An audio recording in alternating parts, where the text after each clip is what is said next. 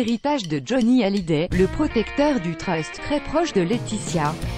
La réponse se trouve sur Facebook, ce vendredi 30 mars, à la fin de l'audience pour l'héritage de Johnny Hallyday. Pierre-Jean Douvier, l'un des avocats de David Hallyday, a affirmé que le nouveau protecteur du trust était très proche de Laetitia Hallyday et que la réponse pouvait se trouver sur Facebook. 15 jours après la première audience au tribunal de grande instance de Nanterre, les avocats de David Hallyday, Laura Smet et Laetitia Hallyday se retrouvaient ce vendredi 30 mars pour une seconde audience.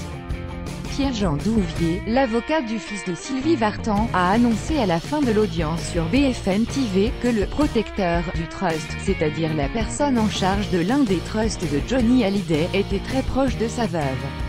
L'avocat explique: il n'y a pas de mes 4 trusts, dont un qui est digne d'intérêt puisque c'est ce qu'on appelle le trust matrimonial qui, une fois qu'il sera doté des actifs, sera complètement entre ses mains. Laetitia Hallyday, NDLR, parce que cette fois-ci, il y a clairement le pouvoir pour le trustee ou pour le protecteur.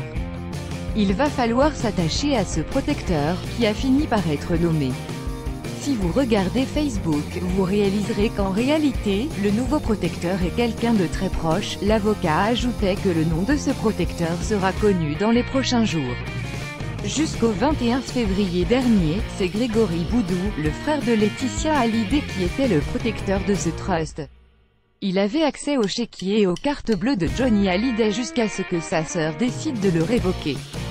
92 commentaires, commentez, partagez cet article partagé sur Facebook sur le même sujet. Lu l'actualité closermac.fr dans votre boîte mail. Inscription newsletter. Vous êtes bien inscrit à la newsletter avec l'adresse. Je souhaite aussi recevoir les bons plans des partenaires du site conformément à la loi numéro 78/17 du 6 janvier 1978, relative à l'informatique, aux fichiers et aux libertés. Vous disposez d'un droit d'accès et de rectification des données à caractère personnel vous concernant.